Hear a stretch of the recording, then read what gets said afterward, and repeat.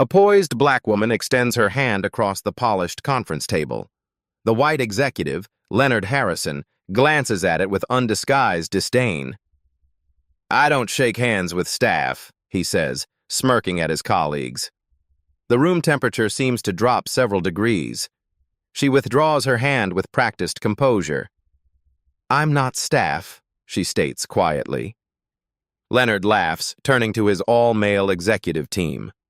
"Then what are you doing in my building?" She opens her leather portfolio with deliberate movements, deciding whether to withdraw my $2 billion investment. Her voice never rises above conversational level. The room freezes. Leonard's smile vanishes. The executive's face drains of color as security guards suddenly stand at attention. Olivia Johnson steps out of her deliberately modest sedan in the Terra Nova Technologies parking lot. At 45, she carries herself with quiet confidence, her understated elegance a calculated choice. Today's mission: evaluate whether Terra Nova deserves a $2 billion investment from her venture capital firm. She surveys the gleaming headquarters with practiced neutrality. Glass and steel stretch skyward, a monument to tech success and, from her research, potentially toxic corporate culture. Inside, the receptionist, Miranda, glances up with a customer service smile that falters when she sees Olivia. "I'm here for my 10 o'clock with Leonard Harrison," Olivia states. Miranda's eyebrows lift slightly. "Are you with the administrative applicants? HR is on the 3rd floor." "I have an appointment with Mr. Harrison directly." Olivia's voice remains even. "Olivia Johnson." Miranda checks her screen, skepticism evident. "Oh, please wait in that area." She gestures to a side seating section rather than the plush VIP lounge where 2 white men in suits are currently being served coffee. Olivia notes this but takes a seat without comment. She observes everything: the flow of employees, predominantly white and male, the hushed tones when someone glances her way, the assumptions operating beneath the surface. 45 minutes pass before Harrison's assistant retrieves her. Not the executive boardroom, but a small, windowless meeting room awaits. Leonard Harrison barely looks up from his phone when she enters, gesturing vaguely toward a chair across the table. 3 other executives, all white men in variations of the same gray suit, exchange knowing glances. One suppresses a yawn. Internally, Olivia recognizes the pattern. 20 years in finance has taught her to read these signals with precision. Each slight is familiar. The extended wait, the downgraded room, the dismissive greeting. She decides to observe how far they'll take the disrespect before revealing her position. Harrison finally sets down his phone. He looks at Olivia for the first time, his gaze a cursory assessment. "So you're here about some diversity initiative?" His tone suggests this is an obligation to be endured rather than a meeting of equals. "I'm here to discuss potential investment opportunities," Olivia clarifies calmly. Harrison barely conceals his skepticism.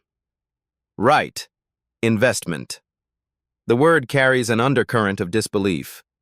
As Harrison prepares his condescending pitch, Olivia's phone vibrates with a text from her CFO. "Confirm. 2B ready to deploy or withdraw based on your assessment." "Let me walk you through what we do here at Terra Nova," Harrison begins, pulling up a presentation clearly designed for non-technical audiences. The slides feature cartoonish graphics and oversimplified diagrams. "We're developing cutting-edge AI solutions for enterprise clients." He speaks with exaggerated slowness, pausing after basic concepts. "Are you following so far?" he asks after explaining what an algorithm is. Behind him, one executive whispers something to another, prompting muffled laughter. Olivia leans forward slightly. "Your prospectus mentions a proprietary deep learning architecture. Could you elaborate on how it differs from conventional transformer models, particularly regarding inference latency when deployed at scale?" Harrison blinks, momentarily thrown. He fumbles with the presentation remote. "Well, it's quite technical. Maybe my CTO could explain the complicated stuff later." His eyes dart to his colleagues for support. "I'm also curious about the discrepancy in your Q2 financial statements," Olivia continues. Your reported R&D expenditure dropped 22% while claiming expanded research initiatives. How do those figures reconcile? Harrison's expression hardens. He presses a button to advance the slides rapidly, skipping past financial details. I think these complex financial matters might be a bit beyond the scope of our discussion today. Perhaps we should focus on more appropriate topics, like how Terra Nova approaches diversity initiatives. His emphasis on appropriate hangs in the air. Inside Harrison's mind, alarms are sounding. This woman clearly knows her stuff, far more than anticipated. Rather than adjust his approach, he doubles down on condescension, his fragile authority threatened. "Let's take a quick break," Harrison announces abruptly. "Devin, ask Melissa to bring in some coffee." He turns to Olivia with a smile that doesn't reach his eyes. "How do you take yours? Lots of cream and sugar, I bet." The racist implication sits heavily in the room. The executives exchange glances, some uncomfortable, others silently amused. Olivia registers every micro-expression, every unspoken exchange. She closes her portfolio with deliberate slowness, the soft leather binding making a gentle sound in the sudden silence. Her eyes meet Harrison's directly, unflinching. "Before we continue, I'd like to see your diversity and inclusion statistics for executive positions." Harrison's jaw tightens as he realizes this woman won't be as easily dismissed as he had planned. The meeting reconvenes in a larger conference room. Harrison has summoned additional reinforcements, including Marcus Phillips, Terra Nova's diversity officer and, tellingly, the only other person of color in the building above entry level. "Marcus will walk us through our diversity initiatives," Harrison announces, his tone suggesting he's being exceptionally accommodating. Marcus stands, clearly rehearsed. "Terra Nova is committed to fostering an inclusive environment. Our hiring of underrepresented minorities has increased 8% year over year." He clicks through slides showing carefully curated photographs of smiling employees from various backgrounds. "What's the retention rate for those hires?" Olivia asks. Marcus falters. "I don't have those specific figures." "And promotion pathways? How many people of color have moved into senior leadership in the past 5 years?" "We've implemented mentorship programs that we believe will bear fruit in the—" Harrison interrupts. "We're making progress. Rome wasn't built in a day." His dismissive wave cuts off further discussion as the conference room door opens. 5 more executives enter, all white men in their 50s. Harrison brightens immediately, standing to exchange firm handshakes and backslaps. Inside jokes flow freely about their recent golf outing. Olivia sits unacknowledged for 3 full minutes. When Harrison finally remembers her presence, his introduction is telling. "Gentlemen, this is Olivia. She's here today to discuss our diversity initiatives. Not Ms. Johnson, not a potential investor, just Olivia, reduced to a first name and an assumed agenda." The executives offer perfunctory nods. 2 don't make eye contact at all. One executive, James Stewart, according to his nameplate, leans toward his colleague and whispers with deliberate audibility, "Diversity quota visit. Play along and she'll be gone by lunch." Olivia notes this without visible reaction, though her pen makes a small mark in her notebook. "Perhaps you'd like to share your story with the group?" Harrison suggests to Olivia, his tone patronizing. "I'm sure everyone would be interested in hearing about your journey." The implication is clear. Her value in this room is as a token, not as a business equal. When Olivia begins discussing market trends instead, Harrison interrupts. "That's not really what everyone is interested in," he says with a forced laugh. "We have plenty of financial analysts. What we'd like to hear is your perspective as a—" He leaves the sentence hanging, but his meaning couldn't be clearer. A white man in a tailored suit enters the room. Harrison immediately stands, extending his hand with genuine respect. "Alan, glad you could join us." After greeting Alan warmly, Harrison turns back toward Olivia. Their eyes meet, and in that moment, Harrison makes his choice. He deliberately places his hands behind his back and states plainly, "I don't shake hands with staff." The room falls uncomfortably silent. Some executives look away, embarrassed but unwilling to intervene. Others smirk slightly, complicit. Olivia doesn't show shock or hurt, only a calm, evaluative gaze. In her mind, this isn't a new wound but confirmation.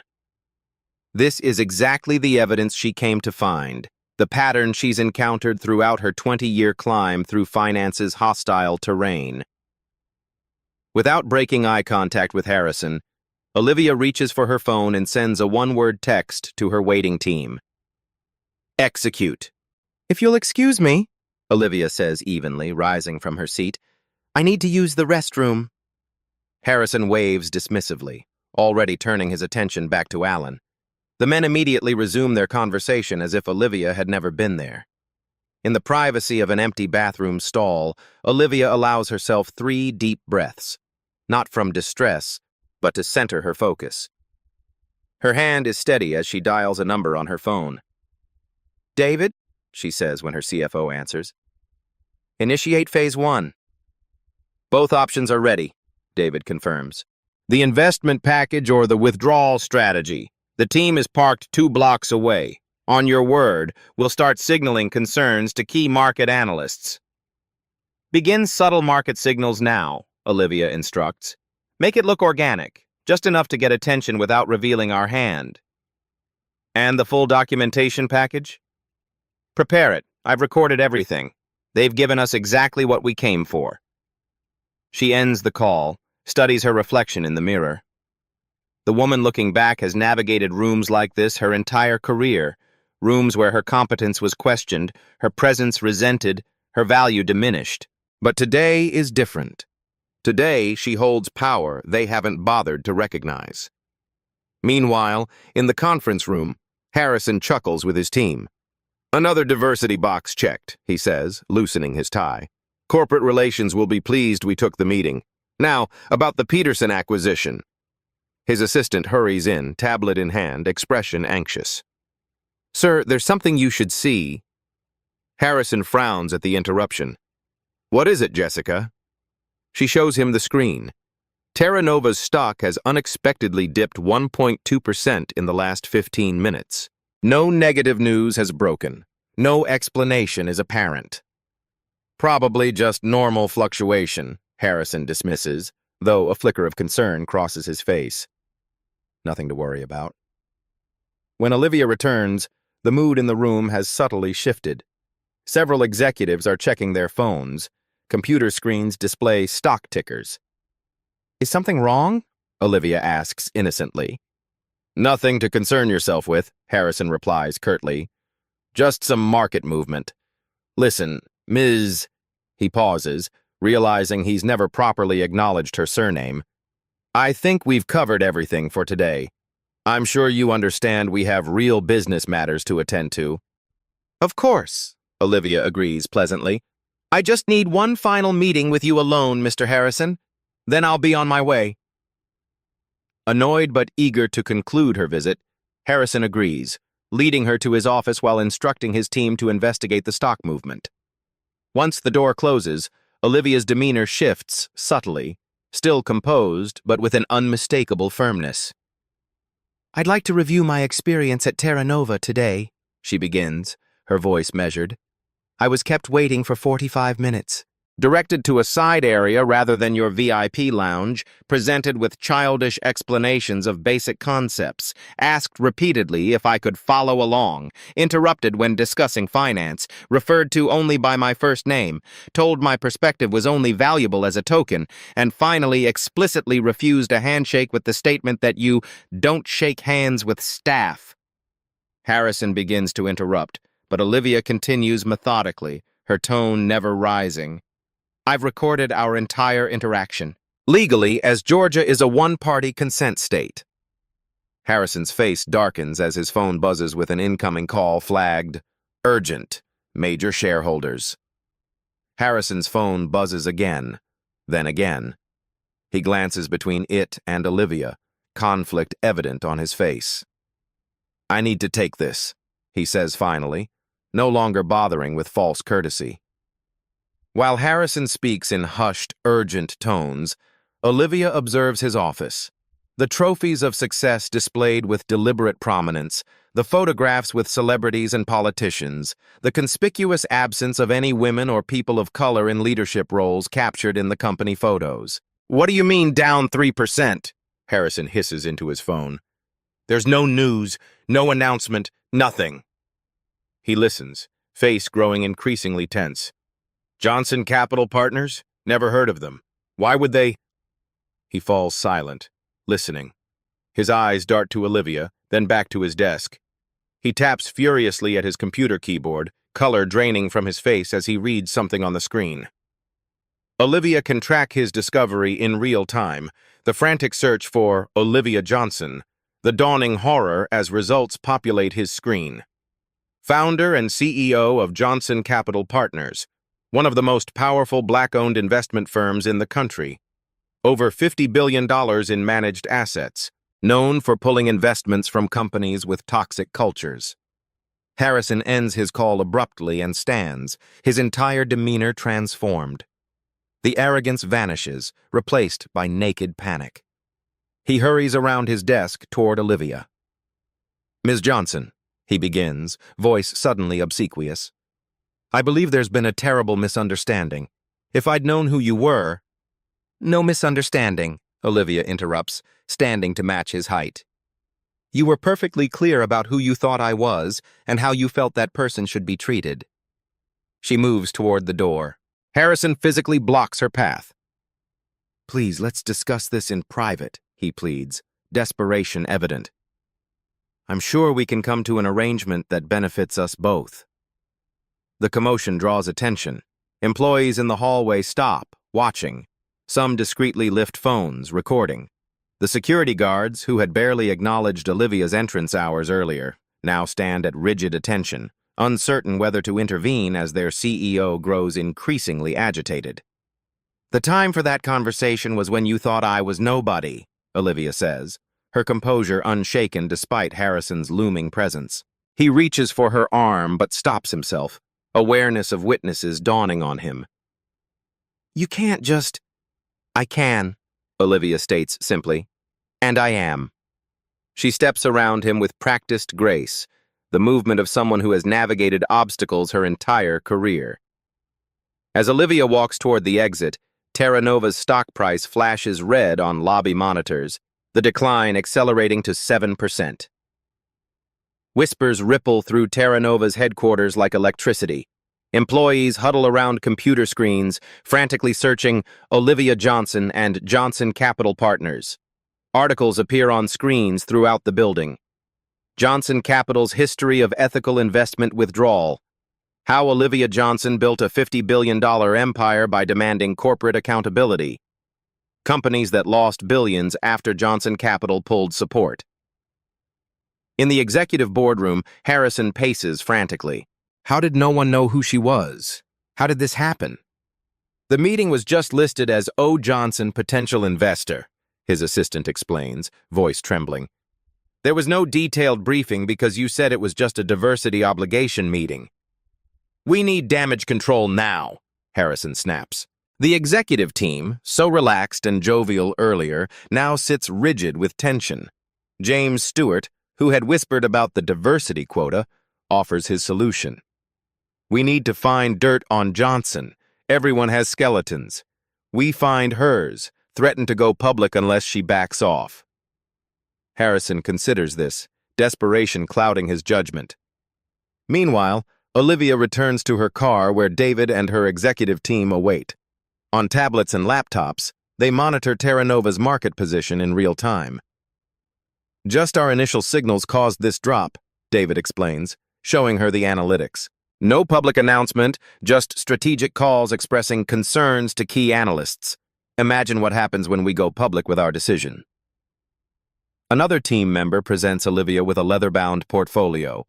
Full documentation of today's discrimination, professionally transcribed with timestamps.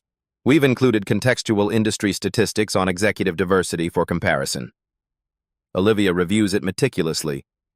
"This isn't just about one company or one man," she says.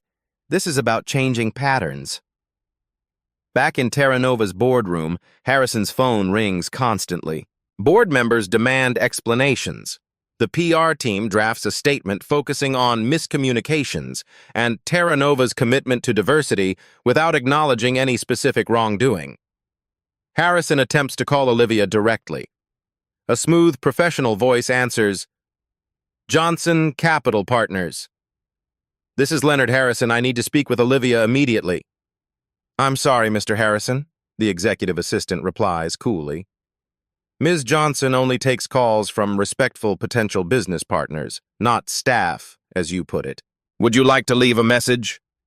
Before Harrison can respond, breaking news alerts appear on every screen in the boardroom. Johnson Capital Partners has released a statement. "We are reconsidering all potential investments in companies without demonstrable inclusive cultures." Terra Nova isn't named specifically, but the timing leaves no doubt about the target. Harrison's phone chimes with a calendar invitation. Final investment decision meeting, Johnson Capital Partners, tomorrow 9 a.m., with a note. You may bring one attorney. Morning Financial shows buzz with speculation. Terra Nova Technologies experienced an unexplained 12% stock drop yesterday, reports a CNBC anchor. Sources suggest a major potential investor witnessed concerning behavior from CEO Leonard Harrison, though details remain unconfirmed. Harrison arrives at his office to find the company in crisis. Through the glass walls of the main conference room, he sees his board of directors already assembled, without inviting him. Their animated gestures and grim expressions tell him everything. His assistant approaches cautiously, arms laden with papers. "These just came in, sir. Emails from major shareholders demanding explanations about yesterday's stock movement and rumors about Johnson Capital." Harrison grabs the stack, flipping through messages with increasing alarm. Words jump out. Deeply concerned. Fiduciary responsibility. Potential leadership change. Emergency shareholder meeting. Across town at Johnson Capital's downtown headquarters, Olivia conducts her own strategy meeting. Her team reviews documentation and prepares for the upcoming confrontation. "Are we being too harsh?" asks a junior team member. Terra Nova employs thousands of people. This could affect more than just Harrison. Olivia considers the question carefully. "Systemic change requires consequences," she explains. "Companies understand one language fluently: money. The employees deserve better leadership, and the market deserves transparency about what kind of culture their investment supports." Her mind flashes through her career journey, graduating top of her class only to be offered assistant positions while male classmates received associate titles. Working nights and weekends to prove her worth. Being mistaken for administrative staff at every firm she worked for. Building her own investment company from nothing while potential clients questioned her credentials at every turn. Back at Terra Nova, Harrison huddles with his legal team, preparing for the meeting with Olivia. "We need to save the stock price," he insists, revealing his priorities. "Promise whatever diversity initiatives they want. Just make this go away." His attorney looks skeptical. "My advice is to appear contrite without admitting specific fault. Any explicit admission could trigger shareholder lawsuits." On social media, #TerraNovaToxic begins trending. Anonymous employees share stories. "I was told to straighten my hair if I wanted client-facing roles. My accent was mocked in executive meetings. HR buried 3 discrimination complaints last year alone." In his private bathroom, Harrison practices apologies in the mirror. "Ms. Johnson, I sincerely regret if anything I said was misinterpreted." His phone interrupts the rehearsal, the board chair calling. "Leonard, we've discovered previous discrimination complaints against you that were hidden from the board. Why are we just learning about these now?" As Harrison prepares to leave for the meeting with Olivia, security arrives at his office with a board directive. He is temporarily suspended, effective immediately. Johnson Capital Partners headquarters stands in stark contrast to Terra Nova's flashy tech campus. The building is elegant but understated, its power evident in its prime location rather than ostentatious design. The lobby features artwork from underrepresented artists and a wall displaying the firm's commitment. Building wealth through values. Leonard Harrison arrives precisely at 9:00 a.m., his usual entourage conspicuously absent. Only his attorney accompanies him, both men looking tense in the elevator up to the meeting floor. The receptionist greets them politely but without warmth. "Ms. Johnson will see you shortly. Please wait here." She gestures to a seating area. Harrison checks his watch repeatedly as minutes turn to a quarter hour, then half an hour, then 45 minutes exactly, the same time Olivia was kept waiting at Terra Nova. His attorney whispers warnings to stay calm as Harrison's jaw clenches tighter with each passing minute. When they're finally escorted to the conference room, Harrison steps through the door and freezes. This is not the small meeting he expected. Olivia sits at the head of a massive table, now dressed in an impeccably tailored designer suit, subtle jewelry suggesting wealth without flaunting it. Around her sits her full executive team, the company's board of directors, and, most surprisingly, representatives from 3 other major investment firms. The power dynamics couldn't be more reversed from their first meeting. Here, Olivia is unquestionably in command, her authority evident in how everyone defers to her presence. "Mr. Harrison," she says, not rising, "please take a seat." Harrison attempts to take control of the narrative immediately. "Ms. Johnson, I'd like to begin by expressing my sincere regret for any misunderstandings during your visit. Terra Nova values diversity, and if I—" "This isn't about misunderstandings," Olivia interrupts calmly. "This is about accountability." She opens a folder before her. Johnson Capital Partners was considering not just a $2 billion investment in Terra Nova Technologies, but potentially acquiring the company outright. Harrison's attorney shifts uncomfortably beside him. "We've been researching Terra Nova for 6 months," Olivia continues. "Financial analysis, market positioning, competitive landscape, product pipeline, talent management. Yesterday's visit was the final assessment, a character evaluation of leadership." She slides a thick binder across the table. "This documents not just yesterday's incidents, but a pattern throughout Terra Nova's culture." Harrison flips through pages of testimonials from former employees, internal communications, pay disparity statistics, and promotion records, all revealing systematic bias. His face pales. "How did you get these internal documents?" "Former employees who were silenced by NDAs but who legally can speak to potential investors conducting due diligence," Olivia explains. "Your legal department should have advised you of that exception." One of the other investment firm representatives leans forward. "Johnson Capital approached us 3 months ago about a new initiative. We're collectively establishing investment standards that include corporate culture assessments. Companies with discriminatory practices will no longer receive funding, regardless of their profit potential." Another adds, "Terra Nova was our test case. Ms. Johnson volunteered to conduct the final evaluation personally." Harrison suddenly understands the complete reversal. Olivia wasn't seeking his approval or validation. She was determining whether he deserved her money. His attorney whispers urgently in his ear, but he barely registers the words. "Johnson Capital was founded with a specific mission," Olivia says, her voice carrying quiet authority. "For generations, people who look like me had to beg for seats at tables owned by people who look like you. I built my own table." She gestures to the executives around her, diverse in gender, race, and age. "We manage over $50 billion in assets. The coalition of firms represented in this room controls over $200 billion in investment capital." The magnitude becomes clear to Harrison. Terra Nova's future literally sits in the hands of the woman he wouldn't shake hands with yesterday. "This is reverse discrimination," Harrison attempts, desperation evident. "You're targeting me because I'm a white male in a position of power." Olivia's expression doesn't change as she presses a button on a remote. The room's speakers play his voice clearly. "I don't shake hands with staff." The recording continues with his other comments from throughout the day, each more damning than the last. When the audio ends, silence fills the room. Harrison's attorney writes something frantically on a notepad and slides it to him. Harrison ignores it. "What do you want?" he asks finally, defeat evident in his voice. Olivia slides another document across the table. Harrison expects an acquisition offer at a devastatingly reduced price. Instead, he finds a comprehensive list of required changes to Terra Nova's corporate governance, hiring practices, and company culture. "This isn't a negotiation," Olivia states as Harrison reads the document.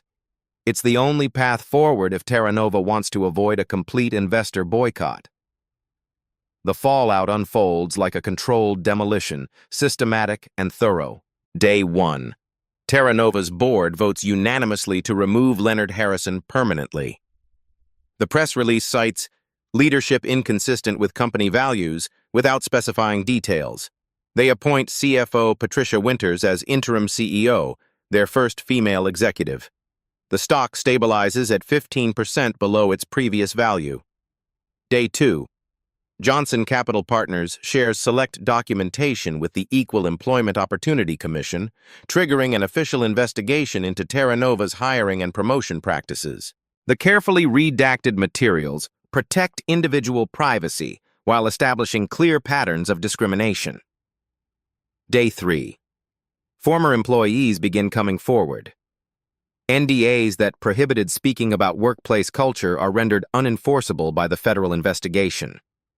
Stories emerge of systematic marginalization of women and minorities, particularly in technical and leadership roles. Inside Terra Nova's boardroom, the remaining executives grapple with the scale of the crisis. Patricia Winters leads an emergency strategic session. "We have 3 paths," she explains to the somber group. "Fight the allegations and lose both in court and the market. Make superficial changes to weather the storm, or commit to genuine transformation." James Stewart, Harrison's closest ally, argues for resistance. "This is extortion. They're using social pressure to dictate how we run our business." "No," Patricia counters. "They're using market forces to assign costs to discrimination. There's a difference." Across town at Johnson Capital, Olivia monitors developments with her team. They've neither announced nor denied their role in Terra Nova's upheaval, maintaining strategic silence while the company determines its own response. "They're at the crossroads," David observes. "Harrison's culture was deeply embedded. Changing it means acknowledging how many were complicit." Olivia nods. "We're not looking to destroy Terra Nova. Their technology has value. But leadership sets culture, and culture determines who contributes and who benefits. That needed disruption." By day 5, Terra Nova's board convenes for the most consequential decision in the company's history. The debate stretches for hours. Some older members resist, seeing the demands as capitulation. Younger directors recognize the business imperative of evolution. The pivotal moment comes unexpectedly. Thomas Chen, a typically quiet board member, speaks. "My daughter graduated top of her class from MIT in computer science," he says softly. "She worked at a company like ours for 18 months. Her ideas were attributed to male colleagues. She was interrupted in meetings, assigned administrative tasks despite her technical role, and ultimately left the industry entirely." He looks around the table. "How many brilliant minds have we lost because we created environments where they couldn't thrive? This isn't just about legal exposure or stock price. It's about whether we're actually building the best company possible." His personal testimony shifts the atmosphere. The board votes 11-2 to implement all changes required by Johnson Capital's document. Day 7. Terra Nova announces a comprehensive overhaul. Their public statement outlines specific commitments: transparent pay scales to eliminate gender and racial gaps, blind resume reviews to reduce hiring bias, mentorship programs for underrepresented employees, and a complete restructuring of leadership to ensure diverse perspectives at every level. Most significantly, they commit to regular independent audits of their culture and practices, with results tied to executive compensation. The tech industry reacts with shock and rapid adaptation. CEOs call emergency meetings to assess their own vulnerability. HR departments dust off diversity initiatives previously treated as checkbox exercises. Venture capital firms begin including culture assessments in due diligence processes. Meanwhile, Harrison attempts damage control. He arranges meetings with former colleagues and industry connections, portraying himself as victim of woke capitalism. Initially, some sympathize behind closed doors. Then Bloomberg publishes an investigative piece titled Pattern of Prejudice: Harrison's History of Discrimination Claims. The article details settlements and NDAs from 3 previous companies, establishing that Terra Nova's board had overlooked documented concerns during his hiring. Former allies distanced themselves overnight, unwilling to risk association with toxicity that now carries measurable financial cost. Olivia faces her own challenges. Critics accuse her of wielding power tactics no different from those she condemns. A CNBC interviewer questions her directly. Some say you're using financial coercion to impose your values. How is that different from the power imbalances you claim to oppose? Olivia answers without hesitation. The difference is that I'm using this power to open doors, not keep them closed. Power itself isn't the problem. It's whether it's used to expand or limit opportunity. The conversation shifts the narrative. Business publications begin examining the financial impact of exclusive cultures, quantifying lost innovation and talent flight. Harvard Business Review publishes The Inclusion Premium, documenting higher returns from companies with diverse leadership. Within Terra Nova, transformation proves challenging, but real. Some executives resign rather than adapt. Others embrace change with surprising enthusiasm, admitting privately they'd been uncomfortable with Harrison's approach but feared career consequences of challenging him. Patricia Winters implements a culture reset program developed with outside experts. Initial resistance gives way to cautious engagement as employees recognize the commitment extends beyond public relations. Anonymous feedback channels reveal lingering issues but also growing optimism. 3 months after Harrison's removal, Patricia presents the board with preliminary results: improved employee retention, increased applications from diverse candidates, and gradual stock recovery as the market recognizes stabilization. This isn't a quick fix, she cautions. We're undoing patterns established over years, but the trajectory is clear. Behind the scenes, Johnson Capital monitors progress through multiple channels. Olivia receives weekly updates from her team and the independent auditors installed at Terra Nova. They're making genuine progress, David reports during their quarterly review. Structural changes are being implemented as agreed. The question remains whether to proceed with investment once they've met all conditions. Olivia considers this carefully. Our goal wasn't punishment, but transformation. If they demonstrate real change, withholding investment would contradict our own mission. We need to recognize progress as clearly as we identified problems. 6 months after the confrontation, Terra Nova unveils its new permanent executive team. The leadership reflects genuine diversity, not through tokenism, but by recognizing previously overlooked talent within the organization and strategic external hiring. Patricia Winters, now confirmed as permanent CEO, addresses employees and shareholders. Today marks not the end, but the beginning of Terra Nova's transformation. We've learned that inclusion isn't a peripheral value, but a core business strategy. Tomorrow, we'll announce one final major change that will demonstrate our genuine commitment to this new direction.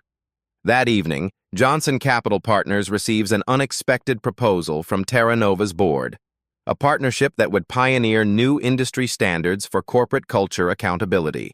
The federal courthouse stands imposing against the gray morning sky. Inside, the hearing room fills with journalists, former Terra Nova employees, industry observers, and notably, Olivia Johnson sitting quietly in the back row. Today, Leonard Harrison faces a formal hearing on the consolidated discrimination complaints, now formalized as a class action suit with EEOC oversight. Harrison enters flanked by an expensive legal team, his demeanor still projecting confidence despite his fall from grace. His tailored suit and practiced smile suggest a man who believes in his ultimate vindication. The proceedings begin with opening statements. Harrison's lead attorney portrays him as a traditional business leader caught in shifting cultural expectations. The plaintiff's counsel responds by describing a deliberate and documented pattern of discriminatory practices spanning decades. When Harrison takes the stand, his testimony reveals his unchanged perspective. "I've always maintained a meritocratic environment," he insists. "If certain groups weren't advancing, perhaps we should examine their qualifications rather than assuming bias." The plaintiff's attorney methodically presents evidence. Internal emails directing recruiters to find candidates who would fit the culture with coded language about avoiding diversity hires just for optics. Performance reviews showing women and minorities consistently rated lower for identical work. Promotion statistics revealing stark disparities even among equally qualified employees. Harrison deflects responsibility to company culture and industry standards, positioning himself as merely operating within established norms. "Every executive in tech could be sitting in this chair," he claims. The turning point comes when his former executive assistant takes the stand. Jessica Chen testifies that Harrison explicitly instructed staff to treat visitors differently based on race and gender. Mr. Harrison had specific protocols for important visitors versus those he considered unimportant, she explains. "When Ms. Johnson's visit was scheduled, he told me to treat it as a diversity obligation meeting, not a serious investment discussion, despite the potential investment amount in the briefing materials." Harrison's facade cracks under cross-examination when asked directly about the "I don't shake hands with staff" comment that precipitated his downfall. "I treat everyone with the level of respect they deserve based on their position," he responds defensively. "That's just business." "So you believe certain people deserve less basic courtesy based on your perception of their status?" the attorney presses. "That's how the world works," Harrison snaps. "Those at the top earned their position and the respect that comes with it." From her seat in the back, Olivia observes, not with satisfaction but sober recognition. This case represents not just one man but a system that has protected and rewarded his behavior for decades. For every Harrison exposed, dozens continue their discriminatory practices unchallenged. After 3 days of testimony, the committee announces their findings. Harrison personally violated multiple anti-discrimination statutes. The penalties are severe. Industry disbarment preventing him from serving as an officer in any public company for 10 years, significant financial penalties, and mandatory disclosure of his discrimination history to any future employers or business partners. As the room clears, Harrison finds himself face-to-face with Olivia in the courthouse hallway.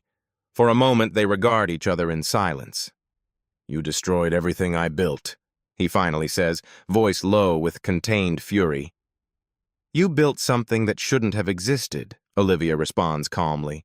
"A company culture that systematically excluded talented people based on what they looked like rather than what they could contribute." "You had no right."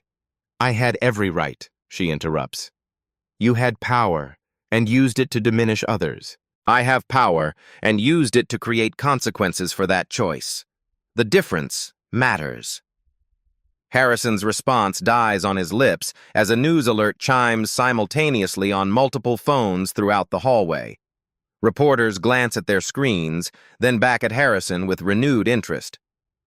"Mr. Harrison," one calls out, "any comment on Terra Nova's stock returning to pre-scandal levels under its new leadership? Does this disprove your claim that diversity initiatives would damage the company's market position?" Harrison pushes past reporters without answering, his carefully constructed narrative of victimhood crumbling as the market itself delivers its verdict on inclusive leadership. 1 year later, the Grand Hyatt Ballroom hosts the annual Financial Innovation Summit. The featured panel, Inclusive Investment Standards, the New Market Imperative, draws standing-room-only attendance. Olivia Johnson takes the center seat on the panel, flanked by Patricia Winters, now permanent CEO of Terra Nova, and representatives from major investment firms. The moderator opens with a pointed question. 1 year ago, Terra Nova faced crisis after discriminatory practices came to light. Today, they're outperforming market averages by 12%, Miss. Johnson, did you anticipate this outcome when you withdrew potential investment? This was never about punishing one company, Olivia responds. It was about challenging the assumption that discrimination has no cost. Markets efficiently price tangible assets, but have historically failed to account for the value of inclusive cultures and diverse thinking. The conversation shifts to concrete metrics. Johnson Capital presents its newly developed certification for inclusive workplace practices, a rigorous assessment now being incorporated into investment due diligence across the industry. Patricia nods toward Olivia. Initially, we viewed these standards as a requirement to regain investor confidence. Now we recognize them as competitive advantages. Our talent acquisition costs have decreased 22%, while application quality has improved. Employee retention has stabilized, particularly among previously underrepresented groups. A slide appears showing adoption rates. 12 major firms have fully implemented the standards, with another 30 in process. Even reluctant companies are following suit as the market begins assigning tangible value to cultural assessments. In a different arena, Leonard Harrison's attempt at a comeback falters.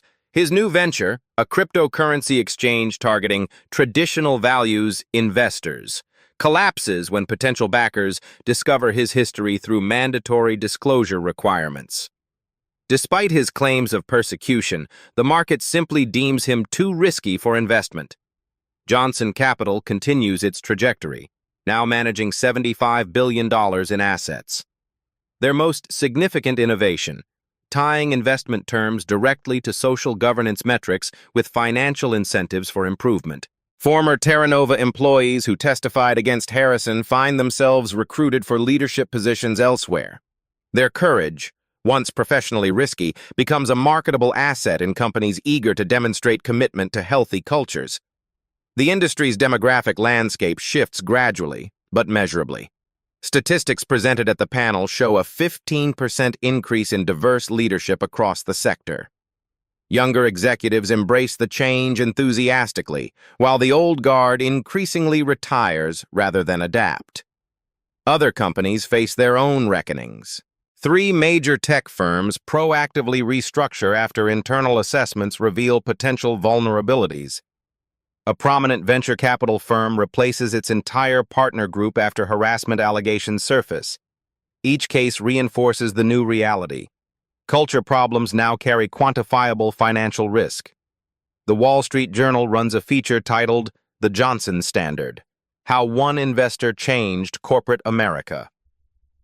The article details how a single confrontation catalyzed industry-wide transformation, not through regulation, but through market forces. As the panel concludes, Olivia addresses skeptics directly. Some call this woke capitalism, but I call it overdue alignment of values and value. Companies that systematically exclude talent based on demographics make irrational economic decisions. Markets eventually correct irrational behavior. As Olivia accepts the Industry Changemaker Award that evening, she approaches the podium with an unexpected announcement. Today, we're launching our most ambitious initiative yet, a $10 billion fund exclusively for underrepresented founders. Olivia stands at her office window, overlooking the city skyline as evening settles. The wall behind her desk displays Johnson Capital's updated investment portfolio.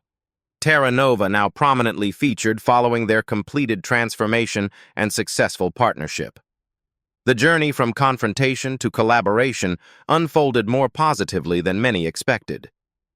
Under Patricia Winter's leadership, Terra Nova implemented not just the required changes, but embraced the spirit behind them. The formerly toxic culture evolved into a genuine meritocracy where talent flourishes regardless of background. Most satisfying to Olivia is what doesn't make headlines: the daily experiences of employees who no longer face the 1,000 small cuts of bias. No more ideas ignored until repeated by male colleagues. No more assumptions about capabilities based on appearance. No more unspoken barriers to advancement. Marcus Phillips, once the token diversity officer with little actual authority, now serves as Terra Nova's chief people officer with genuine influence over company culture. His latest initiative, a transparent promotion framework based solely on measurable contributions, is being studied by other organizations as a best practice. Olivia turns from the window as her assistant announces the arrival of her 4 o'clock appointment, a mentoring session with young women of color entering finance. These monthly meetings represent her personal commitment to changing the industry's future composition. Today's group includes 6 promising analysts and associates from various firms. They settle into the comfortable seating area as Olivia joins them, deliberately creating an atmosphere of collegiate exchange rather than hierarchical instruction. After discussing market trends and career strategies, one young woman asks the question many wonder but few voice directly. "How did you maintain your composure during the Terra Nova incident? I would have lost my temper after the first insult." Olivia considers this thoughtfully. "I've played the long game my entire career," she explains. "Each slight, each dismissal, each assumption, they weren't just personal affronts but data points confirming what needed to change. Reacting emotionally might have been satisfying momentarily, but would have undermined the larger mission." Her mind briefly returns to her own early career, the 23-year-old Olivia being told by a managing director that women don't have the analytical mindset for serious finance. The same young woman working weekends while male peers advanced through golf outings and bar nights. The consistent pattern of having to be twice as prepared, twice as poised, twice as persistent just to receive equal consideration. Returning to the present, she continues, "I didn't build this firm just to make money. I built it to change who has power and how they use it. That requires strategic patience and choosing the right moment to act decisively." The conversation shifts to their experiences and challenges. Olivia listens intently, offering guidance rooted in both practical strategy and unwavering principle. As the session concludes, she walks them past the company's mission statement etched in glass. "Capital is power. Power requires responsibility." Weeks later, Olivia sits across from the CEO of a pharmaceutical company seeking significant investment. Unlike Leonard Harrison, this executive has done his homework. He presents not just financial projections, but comprehensive diversity statistics, transparent pay structures, and documented promotion pathways. "We've been implementing these practices for 3 years, he explains. Not because of external pressure, but because diverse perspectives improve our research outcomes and market understanding." Olivia studies both the data and the man presenting it, noting the genuine comfort he shows with his female chief science officer, who interjects frequently without hesitation or apology. She sees a leadership team that reflects genuine diversity of background and thought, operating with mutual respect. She extends her hand across the table with a genuine smile. "Now this is a company I'd be proud to invest in." True power isn't measured by who you can refuse to acknowledge, but by who you choose to elevate. What would you do with the power to change an industry? The story of Olivia Johnson shows that strategic patience and principled action can transform not just individual companies, but entire business cultures. Discrimination in the workplace affects millions, with studies showing that diverse companies outperform homogeneous ones by 36%. Yet biased treatment continues in boardrooms and offices worldwide. Recognition is the first step toward change. Before you go, take a moment to hit that like button if you found Olivia's story inspiring. Your engagement helps the Beat Stories channel reach more viewers who might need to hear exactly this message today. And if you haven't already, subscribe to Beat Stories for more powerful narratives about justice, accountability, and the courage to stand up against discrimination. Turn on notifications so you never miss our new uploads, each one carefully crafted to deliver that satisfying moment when wrongdoers face the consequences of their actions.